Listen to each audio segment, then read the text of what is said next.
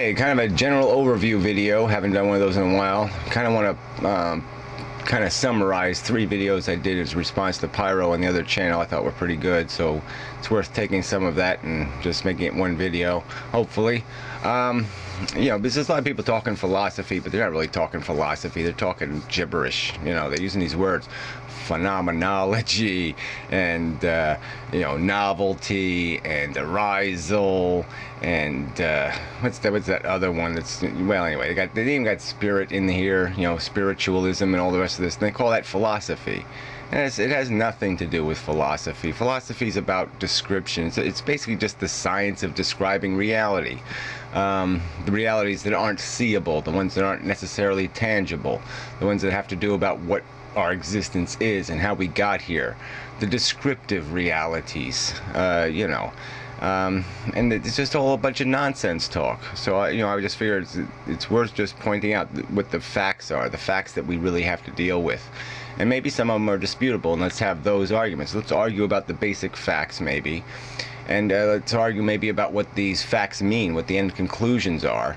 But there's no point in arguing this gibberish nonsense talk, this spiritual wonderment nonsense, because there's none of that exists. There's no evidence of any of that in the real world.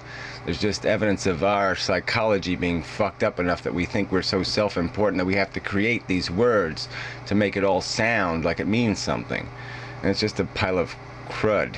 Well, anyway, so let's start from the beginning. So matter, yeah, so you have this, whatever, who cares? A bunch of whether the universe cycles, whether it expands and contracts a million times forever and ever, or whether it's just one big expansion or one big contraction or whatever it is, it doesn't matter. We know what matter is. It starts off as a lot of energy, and then over time that energy bangs into each other, just keeps interacting with itself over and over and over again. It has zillions and zillions of interactions, and through those interactions matter complexifies. Okay, through getting blown up in supernovas, the heavy metals are created and the elements bang into each other and create compounds, and then those compounds end up in special environments and they interact with something else, and they become sometimes little machines almost, these compounds capable of doing interesting things.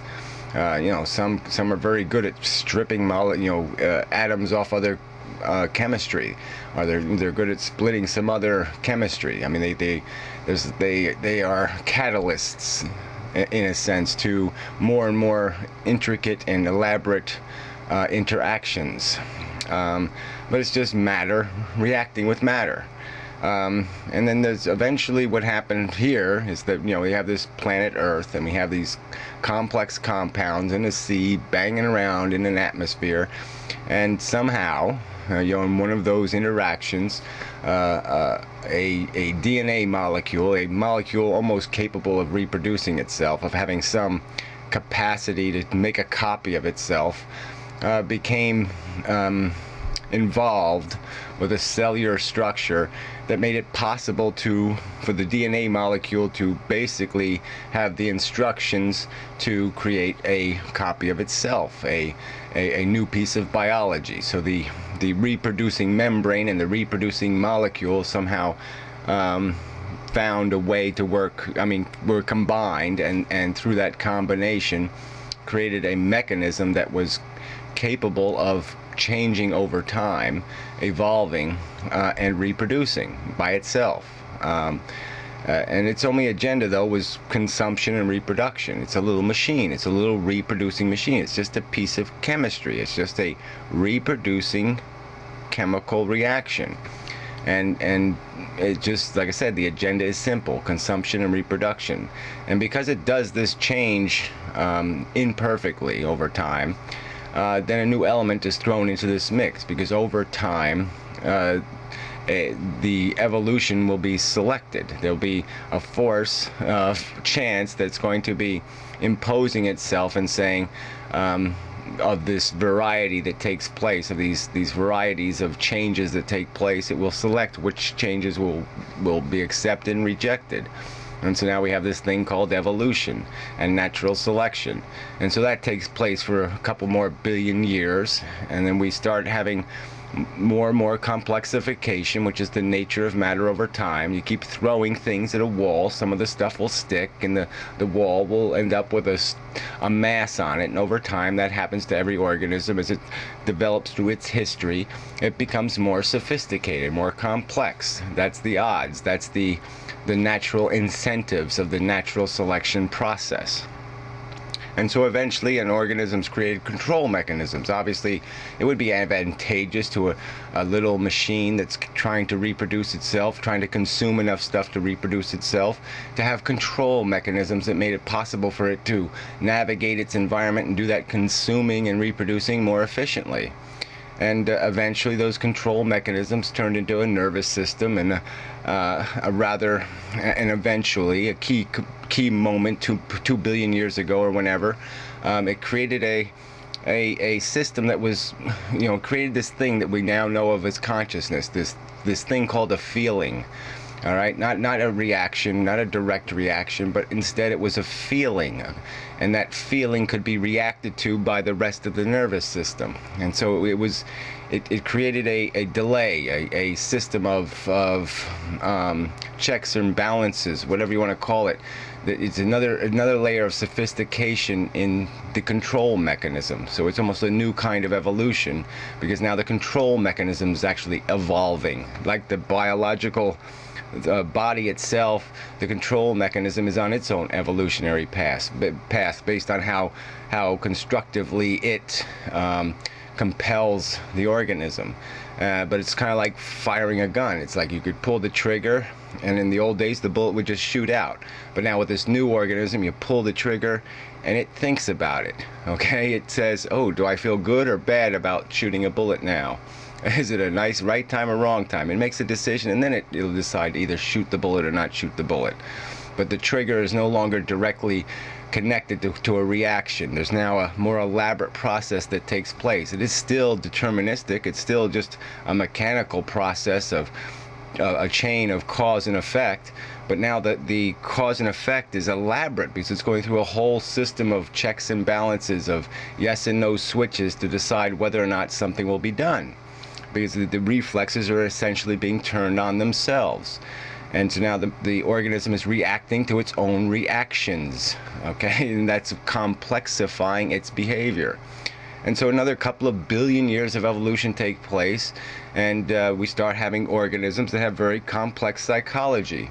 And we have these manifestations of the feel good, feel bad sensations, like desire and want and need and ambition and jealousy and love and attachment and grief and loneliness, and we have all kinds of nuance, because there's all kinds of reflexes pushing on the little sense organ at our core, the little capacity to feel a good way or feel a bad way.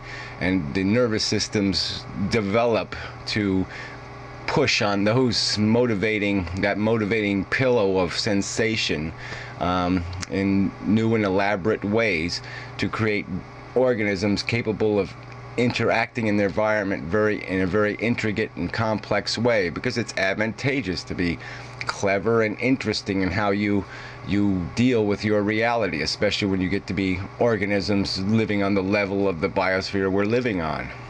It's a complex environment, and it's good to have a complex nervous system capable of dealing with the nuances, dealing with the variability of the environment. One day isn't the same as the next day. One day it's raining, one day it's not raining. One day it's warm, one day it's cold. We have to adapt to all that. And having a developed and fancy nervous system makes you more capable of dealing with that. But that's what we are. And so now we have this complex organism that took billions of years to create, but that's all we are. We're just a complexification of matter that has this unique, this interesting feature of sensation. Okay, we're capable of being harmed. We're capable of feeling horrible. And we all know what that word means. We can't describe it any further than that except by conveying to somebody else the actual feeling. You can't describe a feeling. You can only say it, here, taste it. Only a sentient creature can understand what a sensation is. It's not something you can intellectualize, but we know it's there, and I think we can agree it means something. It has certain value. You don't want suffering existing in yourself, obviously, but you can also draw the conclusion that it's no good anywhere else either. It's not a good thing for stuff to suffer. It's intrinsically unpleasant. There's no, but what the word doesn't really mean anything, because it only means something to something that knows what a feeling is. And so there's people who are going to sit there and say it doesn't exist because we can't describe it in perfect language. But we just have to agree to disagree with those fucktards. It really isn't that complex. We can understand that feelings, there's a quality to life now. Okay, life isn't just a machine. There's something more now, because it's vulnerable. It can feel. So it's a qualitative difference.